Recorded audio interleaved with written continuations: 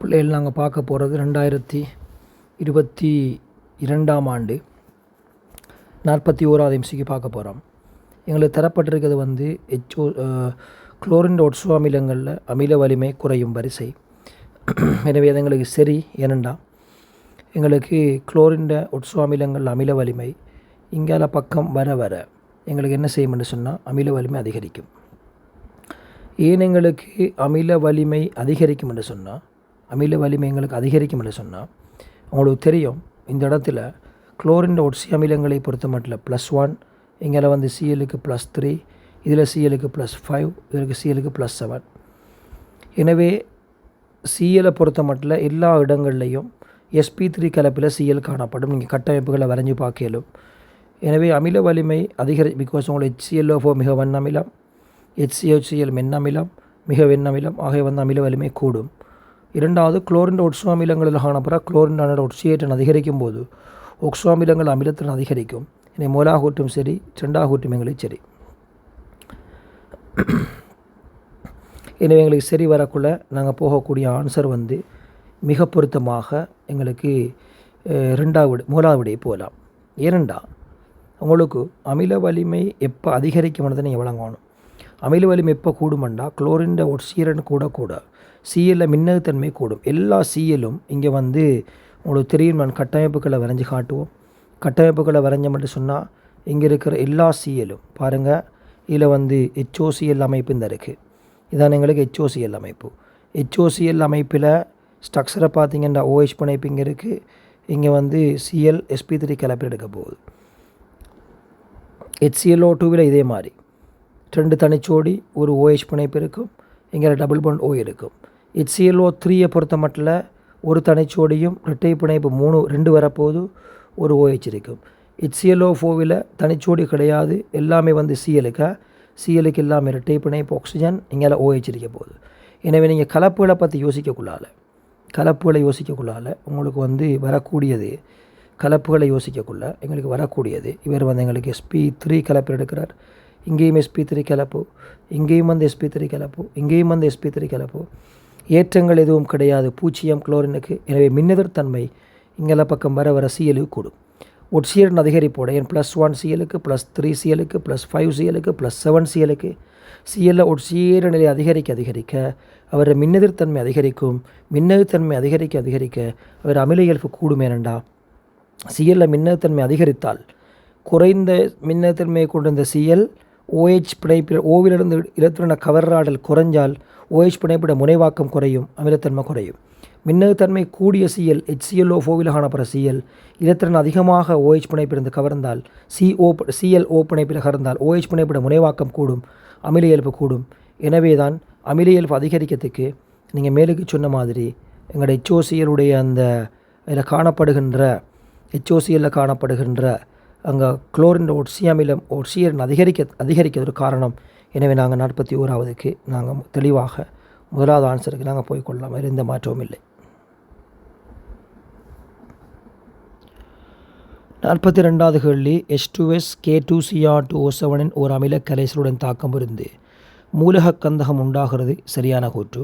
உங்களுக்கு தெரியும், மிக பிரபலமான ஒரு தாக்கம் தான் டைக்ரோமேட் Cr2O7 இதோட வந்து எங்களுக்கு H2S தாக்கம் அடைகிறது. ஐதரசன் சல்ஃபைட் தாக்கினா Cr2O7 Cr3+ தாழ்த்தப்பட்டு சல்ஃபர் வந்து S ஆக உள்படியும். உங்களுக்கு தெரியும், Cr2O7 நிறம் வந்து ஒரு செம்மஞ்சள் நிறமானது. ஒரு செம்மஞ்சள் நிறமான ஒரு கரைசல் Cr2O7 கரைசல் ஒரு செம்மஞ்சள் இந்த இருக்கிற கரைசல். இதே வேளையில் வந்து இவர் Cr3+ ஆக உங்களுக்கு தெரியும் ஒரு பச்சை நிறமான கரைசலாக தாழ்த்தப்படுவார். இதே வேளையில் சல்ஃபரை பொறுத்த மட்டும் ஒரு வெளிரிய இளமஞ்சள் நிறமான ஒரு கலங்கள் தான் சல்ஃபர் ஒரு கலங்களை தரும். எனவே தான் நான் இதில் கதைக்க போகிறேன். மிக தெளிவாக பிள்ளைகள் வந்து உங்களுக்கு தெரிஞ்சிருக்கணும். Cr2O7 வந்து அமில ஊடகத்தில் H2S தாக்கினா எங்களுக்கு மூலக்கந்தகம் விளைவாகும், வெளிரிய கலங்கள் வரும். சரி. இரண்டாவது கூற்று, H2S அமில ஊடகத்தில் H2S வாயு ஒரு தாழ்த்தும் கருவியாக தொழிற்படும். தாழ்த்தும் மட்டுமல்ல, ஒட்சியேட்டியாகவும் தொழிற்படும், தாழ்த்தியாகவும் தொழிற்படும். வசனம் சரி. இங்கே என்னவா தொழிற்பட்டுக்குன்னு பார்ப்போம். இந்த அருகே சல்ஃபர் வாரத்துக்கு H2S வந்து தாழ்த்தியாக தொழிற்பட்டிருந்தால் எங்களுக்கு மூலாவிட வரும், இல்லாட்டி இரண்டாவிட வரும். H2S டைக்ரோமேட்டை +6 சிஆரை வந்து +3க்கு தாழ்த்திருக்கு. எனவே H2S ஒரு C18 எடுக்கலாம். மன்னிக்கவும், H2S தாழ்த்தின்னு எடுக்கலாம். பிகாஸ் தாழ்த்திருக்கிற டைக்ரோமேட்டர் அல்லது ஒரு தாக்கத்தில் தாழ்த்தி ஒட்சியேற்றப்படும். H2Sஐ பொறுத்தமல்ல -2விலிருந்து 0க்கு ஒட்சியேற்றப்பட்டிருக்கிறார். ஒரு தாக்கத்தில் ஒட்சியேற்றப்படுகின்ற கூறு தாழ்த்தி என்றபடினால் இந்த அறிக்கை விளைவு வாரத்துக்கு H2S ஒரு தாழ்த்தியாக தொழிற்படுறது காரணம் என்றபடினால் 42க்கு நாங்கள் மூலாவிடை போகலும். 43வது கேள்வி உங்களுக்கு தெரியும். தாக்கம் Cl2 case I- 2 Cl- I2 எங்களுக்கு தந்திருக்கிறாங்க. அடிப்படையாக கொண்ட ஒரு மின்ரசாயன கலத்தை மின்னை பிறப்பிக்க பயன்படுத்தலாம். ஒரு மின்னிரசாயன கலம் என்பது உங்களுக்கு தெரியும் அனோடையும் அதே மாதிரி கதோடையும் கொண்டிருக்கணும். அனோடில் உங்களுக்கு எல்லாருக்கும் தெரிஞ்ச விடயம்தான் ஒட்சியேற்றல் அரைத்தாக்கம் நடைபெறணும். கதோட்டில் தாழ்த்தல் அரைத்தாக்கம் நடைபெறணும். ரிடக்ஷன் நடக்க வேண்டி வரும். ரிடக்ஷன் அனோட்டில் ஒட்சியேற்றம் நடைபெற்றால் இழக்கப்படுகின்ற இலத்திரன்கள் கதோடை நோக்கி பாய்ந்து சென்று எங்களுக்கு இலத்திரங்கள் பாய்கிறதால மின்னோடும். எனவே ஒரு அனோட் தாக்கம் கதோட் தாக்கம் நம்ம யோசிக்கலுமான்னு பார்த்தா Cl2 0 இருந்து இங்கே -1க்கு தாழ்த்தப்பட்டிருக்கு. எனவே Cl - Cl2 மின்வாய் தாழ்த்தல் நடைபெறப்படினால் ஒரு கதோடாக துளிப்படக்கூடிய வாய்ப்பு இருக்குது அந்த மின்வாய். இதே வேளையில் மாறி நாங்கள் I- I2 மின்வாய் பார்த்தவற்றால் I- 0 -1 மன்னிக்கவும் I-1 எங்களுக்கு 0க்கு ஒட்சியேற்றப்படுது. ஒட்சியேற்றம் நடைபெற மின்வாய் அனோடத்தால் எங்களுக்கு I- அதாவது வந்து உங்களோட I- I2 மின்வாய் அனோடா தொழிற்படையிலும். எனவே கதோடு மனோடும் இருக்கத்தால் எங்களுக்கு மின்னை பிறப்பிக்க பயன்படுத்தலாம். இரண்டாவது Cl2 கேஸ் ஆனது I2விலும் பார்க்க வலிமையான ஒரு தாழ்த்தும் கருவியாகும். வலிமையான தாழ்த்தி அல்ல. Cl2 I2வோட தாழ்த்தி என்று சொன்னால் I- I2 ஒட்சியேற்றம் செய்யலாது. Cl2 வலிமையான ஒட்சியேற்றும் கருவி I2 விட. உங்களுக்கு தெரியும் 17ஆம் கூட்ட மூலகங்களில் Cl2 கேஸ் வலிமையான ஒட்சியேற்றி, அதுக்கடுத்து Br2, அதுக்கடுத்து I2. எனவே இந்த I- அவர் I2வாக ஒட்சியேற்றம் செஞ்சிருக்கத்தால் தான் எங்களுக்கு வந்து Cl2 வந்து Cl- தாழ்த்தப்பட்டிருக்கு. எனவே Cl2 ஒரு வலிமையான தாழ்த்தும் கருவி அல்ல, ஒட்சியேற்றும் கருவி. ஒட்சியேற்றி I- I2 ஒட்சியேற்றம் செஞ்சிருக்கு. எனவே பிழையான கூற்று. எனவே நாங்கள் 3வது விடைக்கு போகலும். 44வது கேள்வி. கிரீக் நாடின் சோதனை பொருள் நீருடன் தாக்கம் புரிந்து அல்கஹோலை தருகிறது. உங்களுக்கு தெரியும் கிரீக் நாடின் சோதனை பொறுத்த மட்டும் RMgX தான் கிரீக் நாடின் சோதனை பொருள். முனைவுத்தன்மை கிரீக் நாடில் எப்படி இருக்குமெண்டா Mgயில் பகுதி மறையேற்றம் இருக்கும், பகுதி நேரேற்றம் இருக்கும். அட்கைல் தொகுதியில் பகுதி மறையேற்றம் இருக்கும், டெல்டா- இருக்கும். இதனால் இந்த கிரீக் நாட்டில் இருந்த R தொகுதி உங்களுக்கு தெரியும். R தொகுதி வன்மையான மூலமாகவும் கருநாடியாகவும் தொழிற்படும். ஒரு கருநாடியாக தொழிற்பட்டு கருநாட்ட கூடல் தாக்கங்கள் அல்டிஹைடோட கீட்டனோட எஸ்டரோட நம்ம எழுதுகிறோம். அதே மாதிரி மூலமாக தொழிற்படும். மூலமாக தொழிற்பட்டு பல பதார்த்தங்களோட H+ வாங்கிய தொழிற்படும். அது ஒரு பதார்த்தம் தான் நீர். நீருக்கு போட்டோம்னா நீரில் H+ இந்த R- பெற்று RH ஆக மாறுற. அதே வேளையில் ஏனைய எஞ்சிய தொகுதிகள் எல்லாம் சேர்ந்து Mgxஐயும் நீர் H+ இலக்கப்படுத்தி பாரு OH- சேர்ந்து MgXOH உருவாக்கும்.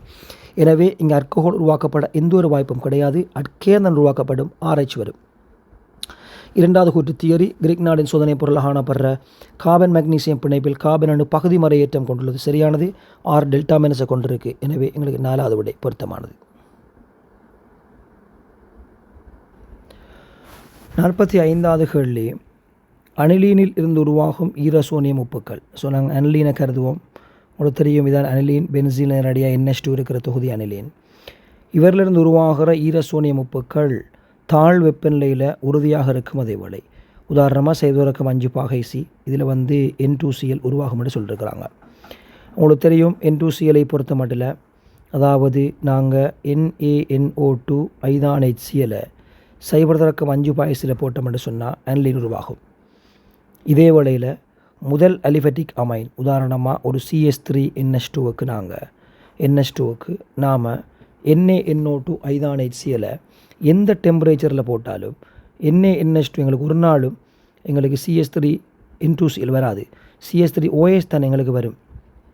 ஏனெண்டா அலிஃபெட்டிக் ஈரசோனியம் உப்புக்கள் உறுதியற்றது. எனவே CH3N2Cl எங்களுக்கு வர மாட்டாது. எனவே வந்து எங்களுக்கு பொருத்தமான குற்றமூலாவது. இரண்டாவது அனிலீனின் நைதரசன் அணு மீதுள்ள தனித்த இலத்திரன் சோடி பென்சீன் வளையத்தின் மீது ஓரிடப்பால் அடைகிறது. அது ஓகே. அது உங்களுக்கு தெரியும். அது சாதாரணமாக அனிலீனுடைய அனிலீன் எடுத்திங்கன்னு சொன்னால் அனிலீனுடைய அவர் சொல்லியிருக்கிற மாதிரி பென்சீன் வளையத்தில் இந்த அனிலீனுடைய அவர் சொல்லியிருக்கிற கருத்து என்ன சொன்னால் அனிலீனுடைய தனித்த இலத்திரன் சோடி நம்ம சரியாக காய்ச்சோம்னு சொன்னால் அனிலீனுடைய தனித்த இலத்திரன் சோடி நாங்கள் இன்னும் கொஞ்சம் தெளிவாக கதைப்போம் இந்த இருக்குது. அதாவது அவர் சொல்லியிருக்கிற கருத்து அனிலீன் தனிச்சோடி. அனிலீனை பொறுத்த மட்டும் அவரில் உங்களுக்கு தெரியும் தனிச்சோடி இலத்திரங்கள் இருக்குது. நீங்கள் எல்லோரும் படிச்சிருப்பீங்க. உங்களுடைய ஏவுகின்ற ஓத்தோபரா வழிகாட்டலில் அனிலீனில் ஒரு தனிச்சோடி இருக்குது. இந்த தனிச்சோடி பென்சீனுக்குள்ளே பரிவுக்குட்படும். தனிச்சோடி இந்த இடத்துல கொடுப்பட்டு தனிச்சோடி இந்த இடத்துல வழங்கப்பட்டு பென்சீனில் வந்து பராத்தானத்தில் வந்து இலத்திரம் வரும். இதனால் தொடர்ச்சியான பரிவு கட்டையை நாம் எழுதலாம். உங்களுக்கு தெரியும் இந்த இடத்துல மைனஸ் வரும். இதே வேளையில் வந்து NH2+ வரும். இதே வேளையில் வந்து தொடர்ச்சியாக மைனஸ் இடமாற்றம் நடைபெற்று பராத்தானத்தில் மைனஸ் வரும். இங்கே NH2+ வரும். இப்படி தாக்கங்கள் எல்லாருக்கும் தெரியும். NH2+ வரும். இப்படி தாக்கங்கள் தெரியும். எனவே அனிலீன் தனித்த சோடி பென்சீனுக்குள்ளே வந்து ஓரிடப்பாரடைகிறது, அதாவது பரிவுக்குட்படுகிறது என்ற வசனம் நாங்கள் வந்து எந்த ஒரு பிரச்சனையும் இல்லாமல் ஏற்றுக்கொள்ளக்கூடிய வசனம் என்ற படியினால் எங்களுக்கு 2வது கூற்றை நாங்கள் சரியாக எடுக்கலாம். ஆனால் உங்களுக்கு தெரியும் அனிலீன் தனிச்சோடி பரிவுக்குட்படுறது தான் பென்சீன் ஈரசோனியம் குளோரைட் உருவாகிறதுக்கு ஒரு காரணமாக இருந்திருந்தால் அனிலீனுக்கு நீங்கள் என்ன போட்ட மாதிரி, அதாவது அனிலீனுக்கு நீங்கள் போட்ட மாதிரி உங்களோட சைவதுறக்கம் 5 பாகைசி அல்லாமல் நீங்கள் அறை வெப்பநிலையில் அனிலீனுக்கு NaNH2 ஐதான்HCl போட்டிருந்தாலும் உங்களுக்கு N2Cl வந்திருக்கணும். அந்த கருத்து மூலாம் கூட்டுக்குரிய விளக்கம் 2வது இருந்திருந்தால், அதாவது NaNH2க்கு நீங்கள் Na0 ஐதான்ஹெச் அனிலீனுக்கு C6H5NH2க்கு Na0 ஐதான்HCl 10 பாயசுக்கு மேற்பட்ட வெப்பநிலை அல்லது ரூம் டெம்பரேச்சரில் போட்டிங்கன்னா உங்களுக்கு ஃபீனோல் தானே வரும். பட் ஃபீனோல் உருவாகிற இந்த சந்தர்ப்பத்திலையும் அனிலீன் தனிச்சோடி பரிவுக்குட்பட தானே போகுது. எனவே பரிவுக்குட்படுறது ஈரசோனியம் குளோரைட் உருவாகிறதுக்கு காரணம் அல்ல. ஈரசோனியம் குளோரைட் உருவாகிறதுக்கு காரணம் எங்களுக்கு அட்கைல் ஈரசோனியம் குளோரைட் உறுதியற்றவை. எனவே 1வது கூற்றுக்குரிய விளக்கம் 2வது இல்லைன்றபடினால நாங்கள் 2வது போயிடும்.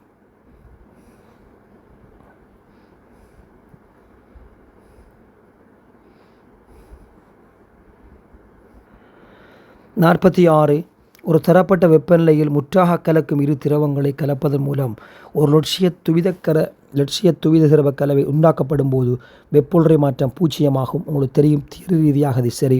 ஒரு லட்சிய கலைசை உருவாக்கக்குள்ள உங்களுக்கு தெரியும் ஆரம்பத்தில் AA என்கின்ற A2க்குள்ளே காணப்படுகின்ற கவர்ச்சி விசையும் B கடையில் காணப்படுற கவர்ச்சி விசையும் ஏயும் பியும் உருவாக்கப்படக்குள்ள ஒரு தொகுதி கலவையாக ஏயும் பியை நாங்கள் கலக்கக்குள்ள ஏக்கும் பிக்கும் உருவாக்கப்படுற கவர்ச்சி விசையம் ஒன்றுக்கொண்டு சமனரிக்கும். எனவே புதிய கவர்ச்சி விசைகள் உருவாக்கப்பட மாட்டாது. எனவே எங்களுக்கு வெப்பொல்றை மாற்றம் 0 அரிக்கும். வெப்பொல்றை மாற்றம் 0 அரிக்கிறதுக்கு காரணம் ஒரு தரப்பட்ட வெப்பநிலை ஒரு லட்சிய துவித கரைசல் இருக்கும் எல்லா மூலக்கூற்றை விசைகளும் சமனாகும். பாருங்கள் நாங்கள் போட்டிருக்கிற மாதிரி, அதாவது FAA FBB FAB எல்லாம் சமனரிக்கும். எனவே தான் அப்படி இருக்கத்தால் புதிய கவர்ச்சி விசை உருவாதல் இல்லைன்றபடினால வெப்பொல்றை மாற்றம் 0. எனவே எங்களுக்கு விட முதலாவது வரும். இதே இது ஒரு நேர்விலகல் கரைசலாக இருந்தால் உருவாக்கப்படுற கவர்ச்சி வீசுகிற வலிமை எங்களுக்கு வந்து குறைய இருக்கும். எனவே வந்து வலிமை குறைந்த கவர்ச்சி விசை உருவாக்கக்குள்ள சக்தி உறிஞ்சப்படும். எனவே ஆவியமுக்கம் உயர்வாக இருக்கிறதால எங்களுக்கு பொதுவாக நாம் சொல்கிறோம் கலவர கொதிநிலை குறைய இருக்கும் என்று சொல்லி. மாறி நேர்விலகல் கரைசலுக்கு எதிர்விலகல் கரைசலாக இருந்தால் உங்களுக்கு தெரியும் வலிமையான கவர்ச்சி விசை உருவாக்கப்படும். FAB கூட இருக்கும். வலிமை கூடிய கவர்ச்சி விசை உருவாக்கக்கூட வெப்பொல்றை வந்து வெப்பம் வெளிவிடப்படும். இதேபோல் ஆவி அமுக்கம் குறைவடையும் நாங்கள் பார்த்துருக்கிறோம். ஆனால் எங்களுக்கு தந்திருக்கிறது லட்சிய கரைசல். இதனால் எங்களுக்கு விடை மூலாவிடை போயிடும். 47வது கேள்வி, 47வது வினாவுக்கு நாங்கள் வரப்போகிறோம்.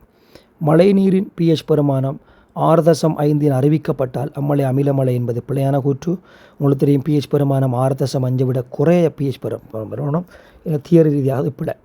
மழைநீரில் pH பெருமானம் 7 குறைதல் SO3 மற்றும் NO2 ஆகிய அமிலவாயுக்கள் கருதல் மாத்திரம் உண்டாகிறது என்பது பிழையான கூற்றங்களுக்கு. ஏனென்றால் 7 விட குறையண்டா என்ன அர்த்தம் என்று சொன்னால் மழைநீர் வந்து அமிலத்தன்மை அடையுது. pH 7 விட குறையண்டா அமிலத்தன்மை அடையுது. இப்போ SO3 வந்து கேஸ் நீரில் கரைதல் மூலமாகவும் நீர் அமிலத்தன்மை அடையலாம். எப்படி என்று சொன்னால் உங்களுக்கு தெரியும் SO3 நீரில் கரையுமாக இருந்தால் H2SO4 உருவாக்கும். H2SO4 ஒரு அமிலம். எனவே H2SO4 வந்து H+ நீருக்குள்ளே விடுவிக்கும். அதன் மூலமாக நீர் அமிலத்தன்மை அடையும் H+ வாரத்தால். NO2 கேஸ் வந்து O2 உள்ள நிலைமையில் நீரில் கரையக்குள்ளால் HNO3 தரும். HNO3 வந்து ஒரு வண்ணமிலம், எனவே அவர் H+ விடுவிப்பார், அமிலத்தன்மை அடையும். ஆனால் இதால் மட்டும் நீர் அமிலத்தன்மை அடைய மாட்டாது. உதாரணமாக SO2 கேஸ் இருக்குது, இலகுவா 2 வாயுக்கள் வச்சு நாங்கள் விளங்கப்படுத்தலாம். SO2 இருக்குது. SO2 கேஸ் வந்து பொதுவாக வளிமண்டலத்தில் காணப்படுற வாயு. இது நீரில் கரையுமாக இருந்தால் எங்களுக்கு H2SO3 தரும். இது ஒரு மென் அமிலம், இவரும் நீருக்கு H+ கொடுப்பார். CO2 கேஸ் இருக்குது. CO2 கேஸ் நீரில் கரையக்குள்ளால் உங்களுக்கு தெரியும், CO2 நீரில் கரையுமாக இருந்தால் இதில் வார விளைவு H2CO3, வெறும் ஒரு மென் அமிலம், வெறும் H+ கொடுப்பார். எனவே அது 2 மட்டும்தான் அமிலத்தன்மையை கொடுத்து pH குறைக்கும் என்பது பிழை. எனவே நாங்கள் 5வது விடையை புகையிலும். ஒரு தரப்பட்ட வெப்பநிலையில் ஒரு முதலாம் வரிசை தாக்கத்தின் அரையாயுள் காலம் T½ எங்களுக்கு தரப்பட்டிருக்கு. அரையாயுள் காலம் T½ பெருமானம் T½ சமன் 0.693 K. K ஆனது தாக்க வீத மாறிலி, சரியான கூற்று. உங்களுக்கு தெரியும், பூச்சிய வரிசை தாக்கமாக இருந்தால் T½ கோவை எங்களுக்கு தெரியும். A நோடின் கீழ் ஆரம்பச்சரிவின் கீழ் 2K வரும். முதலாம் வரிசை தாக்கமாக இருந்தால் தந்திரிக்க மாதிரி 0.69 K. இரண்டாம் வரிசை தாக்கமாக இருந்தால் T½ கோவை 1 கீழ் A நோட் K எங்களுக்கு வரும். பட் இங்கே எங்களை சொல்லிருக்கிறது பூச்சிய வரிசை தாக்கம். எனவே முதலாவது கூற்று சரி. இரண்டாவது கூற்று எங்களுக்கு கழிச்சிருக்கிறாங்க, ஒரு T½ 50 செகண்டாக உள்ள முதலாம் வரிசை தாக்கத்தில் 87.5% 150 செகண்டுக்கு பின்னர் பூரணப்படுத்தப்படும். T½ 50 செகண்ட் 150 செகண்டுக்கு பிறகு. உங்களுக்கு தெரியும், ஆரம்பத்தில் செறிவு வந்து ஒரு 100 பதார்த்தம் 100% இருக்க நடப்போம். ஒரு T½ பிறகு 50% வரும், எஞ்ச போகுது. இன்னொரு T½ பிறகு எங்களுக்கு வரப்போகிறது 25%. மூணாவது T½ பிறகு எஞ்ச போகிறது 12.5%. செறிவு அரைவாசியாகிற காலப்பகுதி எங்களுக்கு T½ முதலாவது T½ நாங்கள் எடுக்க போகிறோம் அரைவாழ்வு காலம் ஒரு 50 செகண்ட், இரண்டாவது ஒரு 50 செகண்ட், மூணாவது 50 செகண்ட், 12.5% எங்களுக்கு எஞ்சி இருக்கும் என்றால் 87.5% 150 செகண்டுக்கு பிறகு முடிஞ்சிருக்கும். இது முதலாம் வரிசை தாக்கத்துக்கோ ரெண்டாம் வரிசை தாக்கத்துக்குரியதல்ல. இது பொதுவாக ஒரு T½ ஏற்ற ஒரு விளக்கம். இது T½ வந்து 50 செகண்ட் இருந்தால் அது எந்த எந்த வரிசை தாக்கம் இருந்தாலும் இந்த மாற்றம் எங்களுக்கு வரும். எனவே வந்து எங்களுக்கு பிள்ளைகள் இதுக்குரிய விட 2வது. எனவே இது முதலாம் வரிசை தாக்கம்ன்றதுக்காக இப்படி நடைபெற விடயம் அல்ல. 49 ஏபர் முறை சம்பந்தமாக சொல்கிறதுக்கு அமோனியா வாயு உற்பத்தி செய்யும்போது 600 ஃபாய்ஸிலும் உயர்ந்த வெப்பநிலை பயன்படுத்தப்படும். பிழையான கூற்று.